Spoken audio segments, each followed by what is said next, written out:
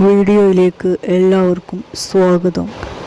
Big boss അഗ്നിപരീക്ഷ Malayalam season 1 തുടങ്ങിയിരിക്കുന്നു. ഒന്നാമത്തെ എപ്പിസോഡിൽ തന്നെ അതിൻ്റെ ഗ്രാൻഡ് ലോഞ്ച് ആണ് ഉള്ളത്. മത്സരാർത്ഥികളെ കൊണ്ട് ടാസ്കുകൾ ചെയ്യിപ്പിക്കുന്നു. വനീഷയാണ് അവതാരികയായിട്ട് വരുന്നത്. അതുപോലെ റിയാസ് സലീം, രഞ്ജിനി ഹരിദാസ്, അഖിൽ മാരാർ തുടങ്ങിയവർ ജഡ്ജസ് ആയിട്ടും വരുന്നുണ്ട്. തുടക്കത്തിൽ 40 കണ്ടസ്റ്റൻസ് ആണ് ഉള്ളത്. അതിൽ നിന്ന് 20 പേരെ ഒരു ടാസ്കിലൂടെ തിരഞ്ഞെടുക്കുകയാണ്. അവരെയാണ് സ്റ്റേജിലേക്ക് റെനീഷ കൊണ്ടുപോകുന്നത്. അവർക്ക് നൽകിയിരിക്കുന്ന ടാസ്ക് ഒരു താക്കോൽ എടുത്തിട്ട് പൂട്ട് തുറക്കുക എന്നുള്ളതാണ്. താക്കോലിൻ്റെ കൂടെയും പൂട്ടിൻ്റെ കൂടെയുമുള്ള ക്ലൂസ് യോജിക്കുന്നതായിരിക്കണം. എങ്കിൽ മാത്രമേ പൂട്ട് തുറക്കാൻ കഴിയുകയുള്ളൂ. അങ്ങനെ 20 പേരാണ് ജയിച്ചത്. ഒരാളുടെ താക്കോൽ മറ്റൊരാൾ വാങ്ങി തുറക്കാൻ ശ്രമിക്കുന്നുണ്ടായിരുന്നു. അത് ഒരു പ്രശ്നമായി മാറുകയും പിന്നീട് ആ കണ്ടസ്റ്റൻറ്റിനെ ആ 20 പേരിൽ സെലക്ട് ചെയ്യുകയും ചെയ്തു. 20 പേരെ 3 ഗ്രൂപ്പുകളായിട്ട് 3 ജഡ്ജസും തിരിക്കുന്നുണ്ട്. ഓരോ ഗ്രൂപ്പിനും ഓരോ ടാസ്കുകളും കൊടുക്കുന്നുണ്ട്. ടാസ്കുകളിൽ ജയിക്കുന്ന ആൾക്ക് ഒരു പെൻഡൻറ്റ് സമാനമായിട്ട് കൊടുക്കുന്നുണ്ട്. ആ ഒരു പെൻഡൻറ്റിന് ചില പ്രത്യേക സവിശേഷതകൾ ഉണ്ട് എന്നും പറയുന്നുണ്ട്. ഗെയിമിൽ നിന്നും പുറത്തായ 20 പേർക്ക് ഒരു ചാൻസ് കൂടി കൊടുക്കാൻ അവസാനം തീരുമാനിക്കുന്നുണ്ട്. അതായത് അവർ അടുത്ത എപ്പിസോഡിൽ അവർക്കുള്ള ഗെയിംസ് ഉണ്ടായിരിക്കുമെന്നാണ് പറയുന്നത്.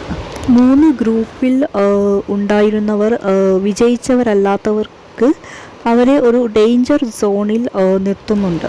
വ്യത്യസ്തമായ ടാസ്കുകൾ ഇനിയും ഉണ്ടാവും. ബുദ്ധിയും തന്ത്രവും എല്ലാം ഉപയോഗപ്പെടുത്തേണ്ട ടാസ്കുകൾ തീർച്ചയായും ഉണ്ടാകും.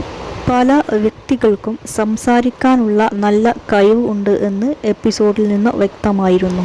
സ്ത്രീ മത്സരാർത്ഥികളാണ് കൂടുതൽ ഉള്ളത് എന്നാണ് വ്യക്തമായത്. ഡിവോഴ്സ് ആയവരും ഉണ്ട്. മോഡലുകളായി വർക്ക് ചെയ്യുന്നവരും ഉണ്ട്. ഇവരിൽ നിന്ന് 5-6 കോമണേഴ്സിനെ ആണ് തിരഞ്ഞെടുക്കുക മെയിൻ ബിഗ് ബോസിലേക്ക്. ഈ ഒരു എപ്പിസോഡ് വളരെ ഇൻട്രസ്റ്റിംഗ് ആയിരുന്നു. അഖിൽ മാരാറും റിയാസും തമ്മിൽ ചെറിയ ഒരു പ്രശ്നം ഉണ്ടാവുമോ എന്ന് തോന്നിക്കുന്ന വിധത്തിലുള്ള സംഭവങ്ങൾ ഉണ്ടായി.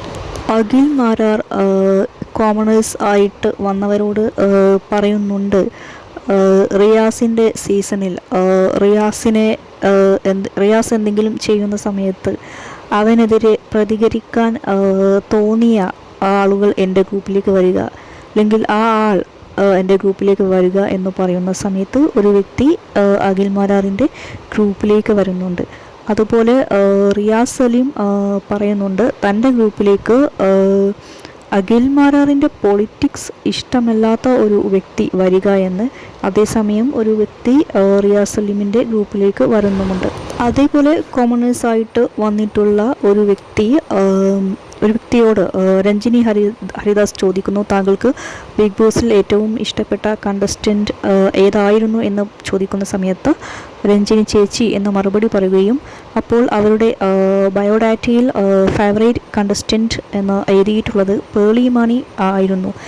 സോ പേളിമാണി അല്ലേ എന്ന് ചോദിക്കുകയും ചെയ്യുന്നുണ്ട്. കോമണേഴ്സായി വന്നിട്ടുള്ളവരുടെ ക്യാരക്ടർ കുറച്ചൊക്കെ ഈ ഒരു ഷോയിൽ നിന്ന്, അഗ്നിപരീക്ഷ എന്ന ഷോയിൽ നിന്ന് മനസ്സിലാക്കാൻ കഴിയും. പക്ഷെ പൂർണ്ണമായും മനസ്സിലാക്കാൻ കഴിയില്ല. കാരണം ഇതൊരു ലൈവ് ഷോ അല്ല, എപ്പിസോഡ് വൈസ് ആയിട്ടാണ് ടെലികാസ്റ്റ് ചെയ്യുന്നത്. വിച്ച് മീൻസ് അതൊരു ടാസ്കുകൾ കളിക്കുന്നത് എങ്ങനെയാണ് ഈ കാര്യമാണ് ടെലികാസ്റ്റ് ചെയ്യുന്നത്. അതുകൊണ്ട് തന്നെ പ്രേക്ഷകർക്ക് പൂർണ്ണമായും കോമണേഴ്സിനെ വിലയിരുത്താൻ കഴിയില്ല. അവരെ അങ്ങനെ വിലയിരുത്തണമെങ്കിൽ ബിഗ് ബോസിൽ പോയതിന് ശേഷം മാത്രമേ വിലയിരുത്താൻ കഴിയുകയുള്ളൂ.